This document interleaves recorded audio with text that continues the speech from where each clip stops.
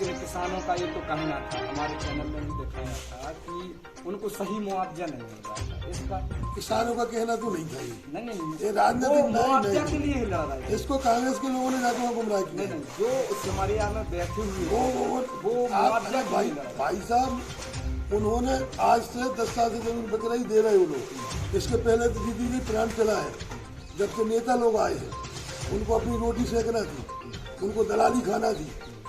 किसान मेरे से खुश है, मेरे से कुछ नहीं है। जो राजनीतिक लोगों ने उनको गुमराह किया है, उनका नुकसान किया है, और उन्हीं नेताओं ने कहा होगा ये।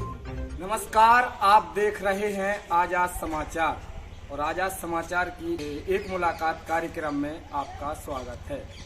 आज हम बात कर रहे हैं उस शख्सियत की जो एक सामान्य परिवार से आते हैं। राजनीति में इन्होंने 2018 के विधानसभा चुनाव में एक नया कीर्तिमान गढ़ा था।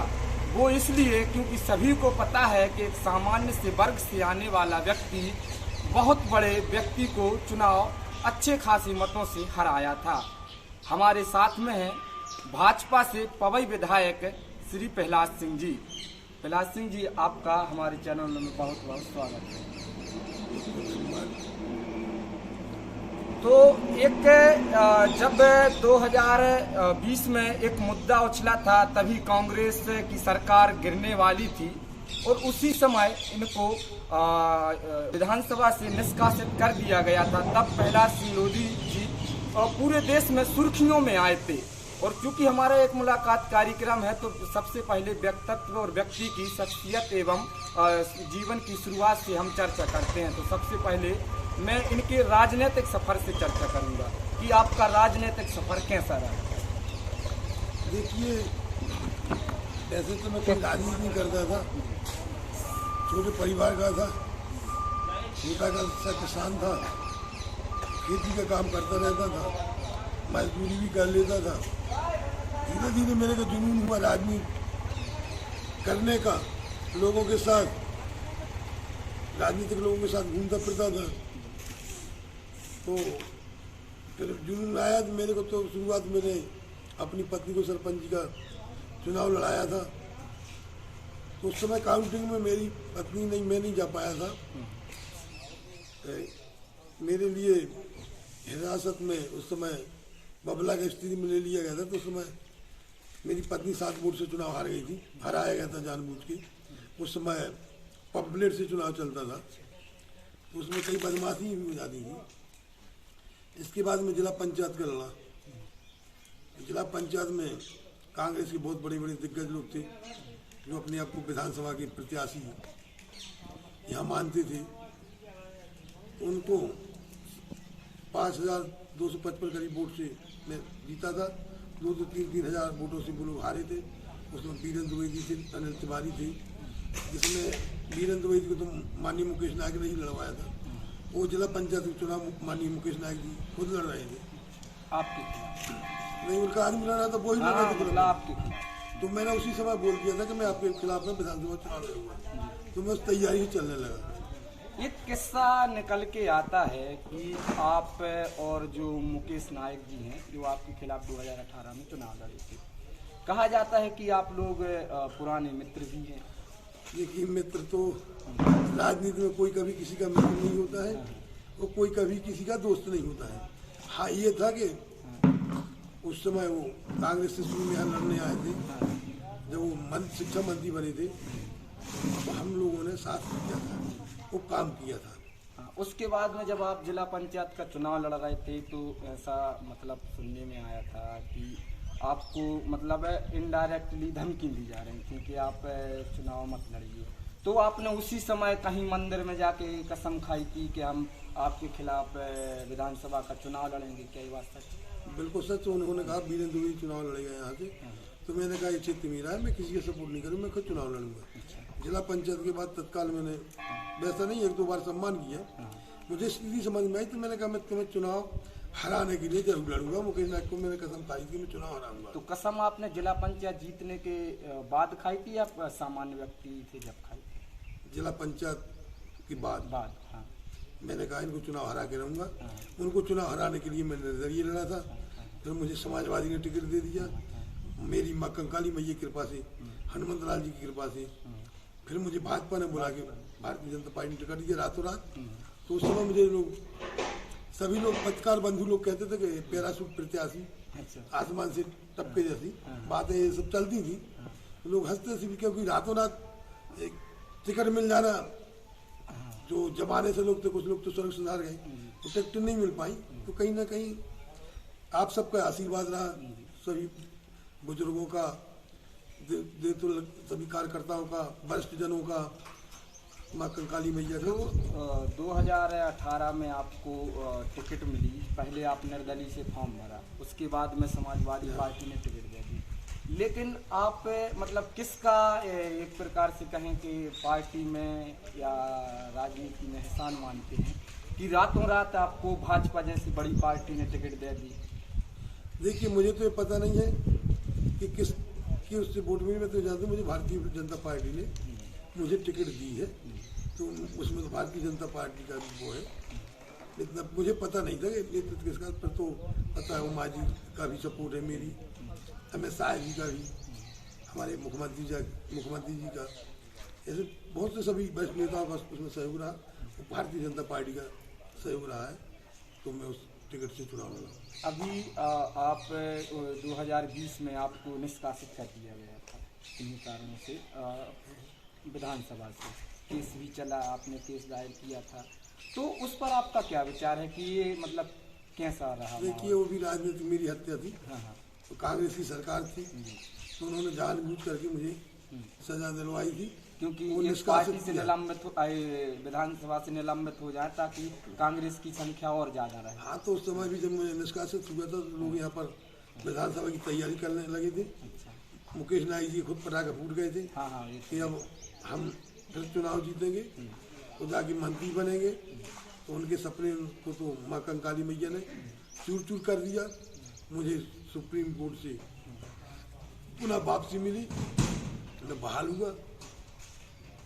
अब हम आपको क्षेत्रीय मुद्दों की बात करेंगे कि अभी ये पन्ना जिले में पवई विधानसभा आती है, और चूंकि गर्मियों का समय होता जा रहा है, हम आते समय और इससे भी पहले हमने यहाँ पवई विधानसभा घूमी है। यहाँ सबसे बड़ी समस्या जो है पानी की समस्या है। बड़ी पार्टी में सत्ता में है, तो आपने पानी के लिए क्या किया अभी तक? देखिए, समस्या थी हमारी भारतीय जनता पार्टी की जैसे ही सरकार आई, जब 70 साल से कुछ नहीं, 2003 के पहले तो अब यहाँ बैठ नहीं पाते थे, आप दमोह से आ नहीं सकते थे। आपको भी पता है कि दमोह के लोगों को हटा से कैसाबाद से आना पड़ता था, सीधे हिंडोरिया से रास्ता बंद थी, पुल भी नहीं था नदी में, बिहार में ये रोड नहीं थी, इधर भी कच्ची रोड थी, जिसमें इन दिनों भी मेरे गांव में तो जा ही नहीं सकता था कोई नहीं साथी में, क्योंकि घुटनों के नीचे से पैर कपते थे। तो जब से भारतीय जनता पार्टी की सरकार आई है, लगातार जनता के हित में, किसानों के हित में निर्णय ले रही है। वैसे वो स्थिति नहीं है जो पहले थी। अभी गांव-गांव में पानी की समस्या है, तो उसके लिए कुछ अपनी तरफ से मतलब विधायक की तरफ से कुछ किया या फिर करने वाले? देखिए, वो तो हमारी सरकार भी कर रही है, हम भी कर रहे हैं। क्या है, वो निदान तो गांव के लोगों को करना पड़ता है, बाकी हमारी सरकार पैसा दे रही, सब दे रही, कहाँ से क्या करना। वैसे ऐसी समस्या तो अभी नहीं है, तो जहाँ जैसी बनेगी तो उसकी व्यवस्था हमारी सरकार पूरी कर रही। हमारी सरकार जल जीवन मिशन के तहत गाँव में बोर करा के, मोटर रखा के वो भी कर रही। वो कई जगह पे, जैसे हमारे यहाँ तेंदुघाट में हमारा पूरा शाहनगर स्थित तेंदुघाट परियोजना से पूरा का पूरा पेयजल से जुड़ चुका है। कुछ बचे हैं तो उनमें भी ये जल जीवन मिशन के तहत हमारा काम कई जगह भी कार्यक्रम हो गए हैं, चालू भी हो गई है, सबको टूटी से जल मिलने लगा है। ऐसी विशेष कोई समस्या नहीं है। लोग कहते हैं कि आप विधायक बने और उसके ही बाद से यहाँ फैक्ट्री बननी शुरू हो गई, यही पुराना वाली, वो भी बिल्कुल जैसे पवई विधानसभा में आती है। तो हमारा सवाल ये है कि चूंकि क्षेत्र में आपकी फैक्ट्री बन रही है और बड़ी फैक्ट्री है, तो वैसे ही रोजगार की कमी है, और इसके लिए आपने अपने क्षेत्र के लोगों को मतलब वहाँ रोजगार के लिए कुछ किया? विधायक जैसे ही अपन विधायक बने, कलेक्टर से पूरी जानकारी ली कि हमारे यहाँ कहाँ कैसी उद्योगों के लिए ज़मीन आवंटित है, किन किन उद्योगों के लिए है, पूरी जानकारी में। तो उन सभी मैंने फैक्ट्री वालों से बात की। मैंने कि आप आए मेरे यहाँ उद्योग करें जिससे रोजगार का संकट खत्म हो और रोजगार जो जैसे लायक है उनको मिलेगा, मजदूर है तो मजदूरी के मिलेगा, जो जैसे योग्य है उसको रोजगार का काम मिलेगा। अभी फैक्ट्री बन रही है, इसमें ठेके से चल रहा, लेबर का काम चल रहा है, अभी ऐसी कोई उसमें और वो है नहीं है। मतलब चालू होगी लोगों को मिलेगा। मतलब क्षेत्र के लोगों को ज्यादा दिया जाएगा रोजगार। पहले मात्र तो उनको दिया जाएगा, बाद में बाहर वालों को। एक आरोप आप पर लगता है कि जो सिमरिया आंदोलन चल रहा था, फैक्ट्री के जो किसान और आसपास के गांव हैं वहाँ के किसान जमीन नहीं दे रहे थे अपनी, और उनका कहना है कि मुआवजा नहीं मिल रहा था, तो उन्होंने कई दिनों तक आंदोलन किया। तो लोगों ने कहा कि यहाँ के जो क्षेत्रीय विधायक हैं वो सुन नहीं रहे। इस पर आपका क्या कहना है? ये आरोप उन लोगों ने नहीं लगाया, तो राजनीतिक लोगों ने लगाया है। किसानों ने तो मेरे से कभी नहीं कहा। किसान तो मेरे से जब खुश थे, वो आज भी खुश है। वो मैं गया था उनके पास, मेरी बात हुई थी। तो किसान मेरे से खुश है, मेरे से कुछ नहीं है। जो राजनीतिक लोगों ने उनको गुमराह किया है, जो उनका नुकसान किया है, और उन्हीं नेताओं ने कहा होगा ये। तो उनको जो, लेकिन किसानों का ये तो कहना था, हमारे चैनल में भी दिखाया था कि उनको सही मुआवजा नहीं मिल रहा था। इस पर किसानों का कहना तो नहीं था। नहीं, ये राजनीतिक मुआवजा के लिए लड़ रहा है। इसको कांग्रेस के लोगों ने जाकर गुमराह किया। नहीं, जो सिमरिया में बैठे हुए वो मुआवजा भाई साहब, उन्होंने आज से 10 साल से जमीन बकरा ही दे रहे हैं वो लोग। इसके पहले तो दीदी जी प्लांट चला है, जब से नेता लोग आए हैं उनको अपनी रोटी सेकना थी, उनको दलाली खाना थी। कुछ नेताओं ने, कांग्रेस के लोगों ने, किसी ने भी नहीं किया, उनने उनको गुमराह किया है। नहीं तो इसके पहले फैक्ट्री भी चल गई, तो सब काम चल रहे, क्यों कोई हल्ला गुल्ला नहीं किया? और फिर क्यों शांति बन गई? फिर कौन सा मुआवजा बढ़ा है? फैक्ट्री वाले जो पैसे दे रहे हैं तो वही उन्होंने में दिया है। लेकिन जिन जो गुमराह कर रहे थे कि ऐसा ना हो, तो इससे हम लोगों का भला होगा, तो उस सबको किसानों ने नकारते हुए, किसानों ने जब समझ गए कि ये नेता लोग हमको गुमराह कर रहे हैं, हमारा नुकसान कर रहे हैं, तो फिर नेता लोगों ने उनको नकारते हुए अपनी जमीन देना शुरू कर दी। जमीन देते वो बढ़िया खुशी हाली से देते, कोई दबाव नहीं है। मतलब जो आरोप लगाए वो निराधार है, बिल्कुल निराधार है। मैंने कहा ना, विपक्ष होता है, राजनीति होती है, सरकार हमारी है, ये विपक्ष का मुद्दा, विपक्ष का काम है। लेकिन विपक्ष के सपने चूर चूर हो गए, खत्म। आज भी अब कोई ना कोई धरना है ना कोई प्रदर्शन है। ठीक उस समय हम लोग बाहर थे, हमारा सत्य चल रहा था, हम लोग नहीं पहुंचे। जैसे भी हम पहुंचे, हम लोगों ने बात की तो उनको सही मुआवजा मिला। सब लोगों ने अपनी जमीन दी, धरना प्रदर्शन खत्म हो गया, नेता लोग भग गए गुमराह करने वाले।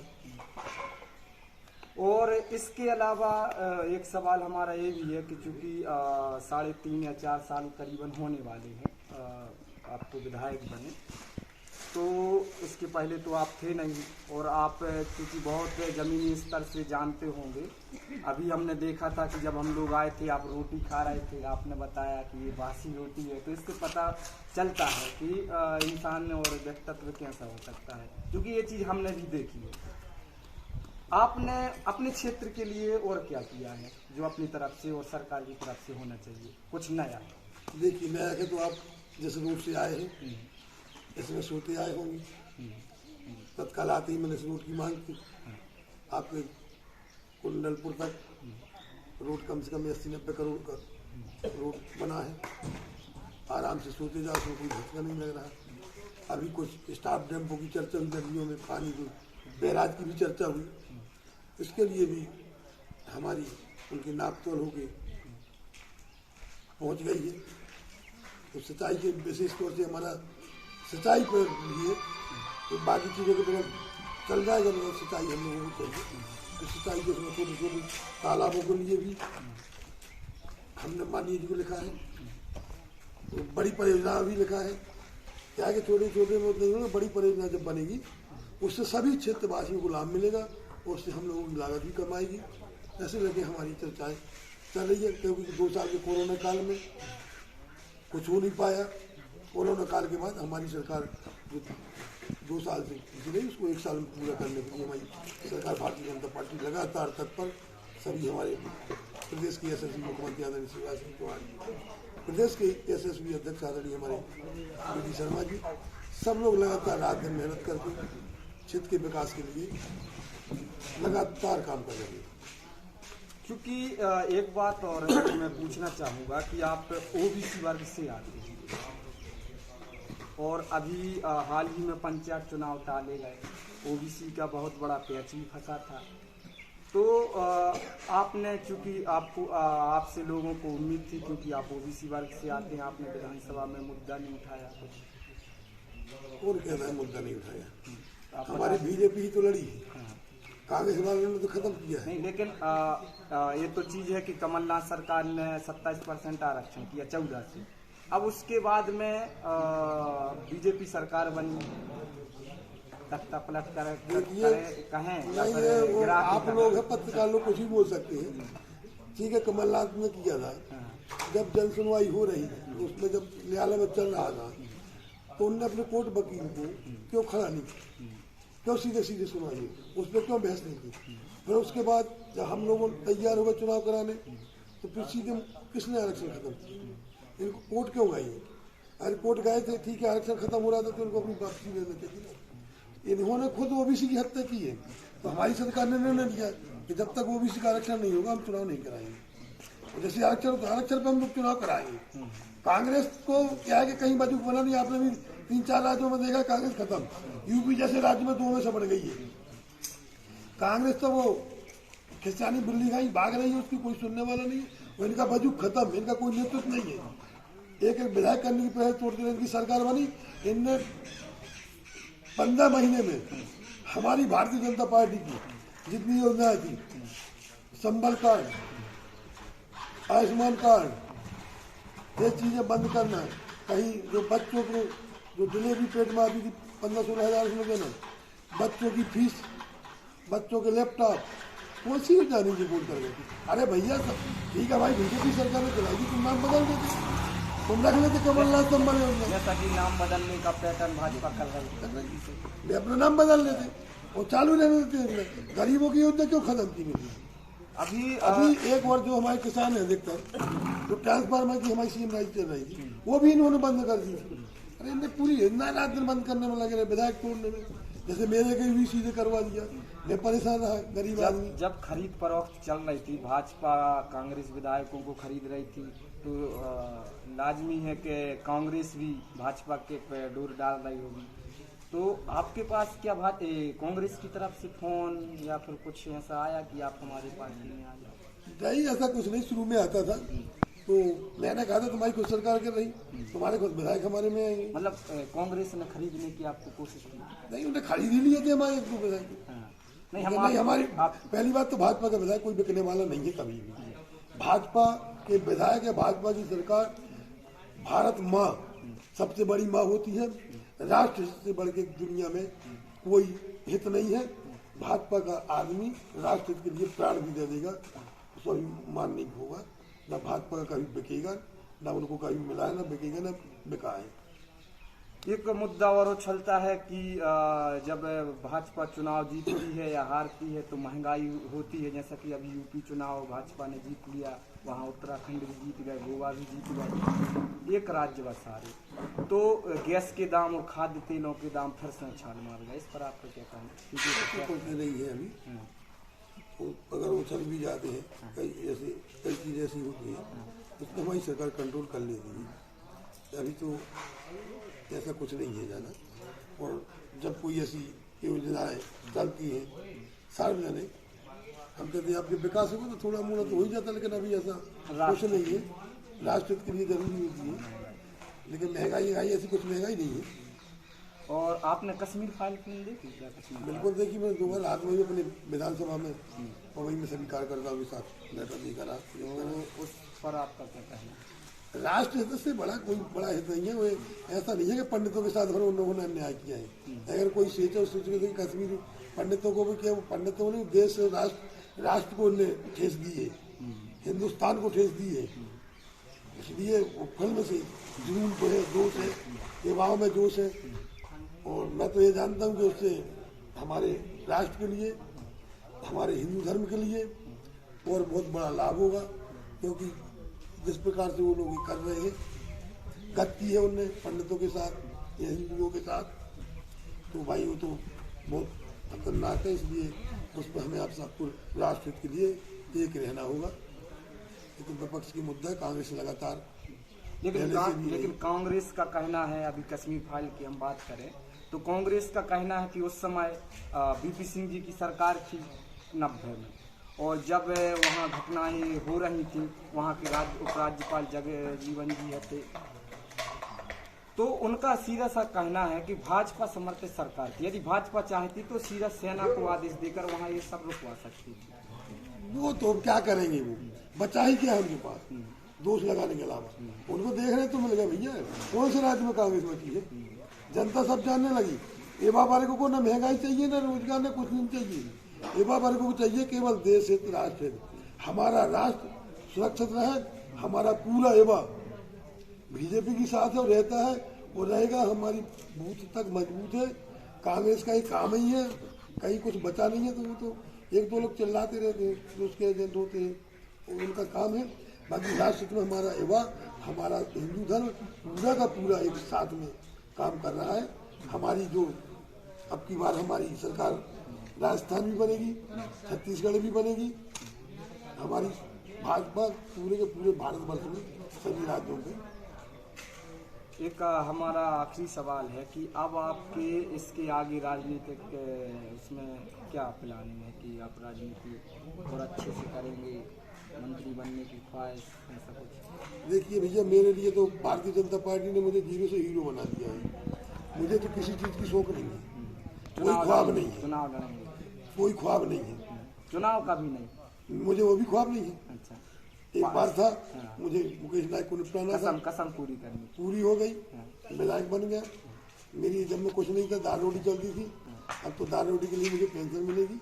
पार्टी जो निर्णय लेगी मैं पार्टी के साथ हूँ, मुझे किसी प्रकार से भूख नहीं है। मेरी तो मैया के दरबार में मैं रहता हूँ, तो अपनी माँ कंकाली की भक्ति करता रहूँ, मुझे किसी चीज़ की जरूरत नहीं है। पार्टी देगी तो डाल लूँगा, नहीं देगी तो जिसको देगी मैं उसके साथ रहूँगा। क्योंकि पहली बार में पार्टी ने मुझे हीरो बना दिया, सब कुछ दे दिया, नहीं तो कौन जानता था। मतलब आप एहसान मानते हैं पार्टी का जब तक दूंगा। मैं तो उससे बड़ा एक एहसान कोरोना में साथ भारतीय जनता पार्टी के विधायक नहीं होता तो मर जाता। 20-30 दिन आईसीयू में रहा, वेंटिलेटर में रहा। हमारे प्रदेश के यशस्वी मुख्यमंत्री आदरणीय शिवराज सिंह चौहान ने मुझे पुत्र, शायद मेरा पिता नहीं वो करता था जो उन्होंने निभाया है। मेरे लिए तो मेरे भगवान है, मेरे पिता भी वो माता है, मेरी सब कुछ वो है। मेरे आज मैं जिंदा बैठा हूँ तो उन्हीं भारतीय जनता पार्टी की बदौलत, माननीय प्रदेश के यशस्वी मुख्यमंत्री की बदौलत आज यहाँ आपसे बात कर रहा। तो उन लोगों का अगर आशीर्वाद मकनकाल के लिए कहा होता तो आज आपके बीच में जिंदा नहीं होता। मैं उसी समय कोरोना में सबके साथ में आ गया होता। तो आपने देखा कि ये थे हमारे साथ में पन्ना जिले की पवई विधानसभा से भाजपा विधायक प्रहलाद सिंह लोधी। जितने तीखे तरीके से हमने सवाल पूछे, उतना ही अच्छे तरीके से और शालीनता से इन्होंने जवाब दिए। और भी कई लोगों के आरोप हैं, कई विपक्षी नेताओं के हैं, लेकिन अभी के लिए इतना ही, क्योंकि समय बहुत कम है और विधायक जी को भी कहीं जाना है। तो आप देख रहे थे आजाद समाचार का एक मुलाकात कार्यक्रम। आगे भी हम अगली शख्सियत से मिलवाएंगे, तब तक के लिए धन्यवाद।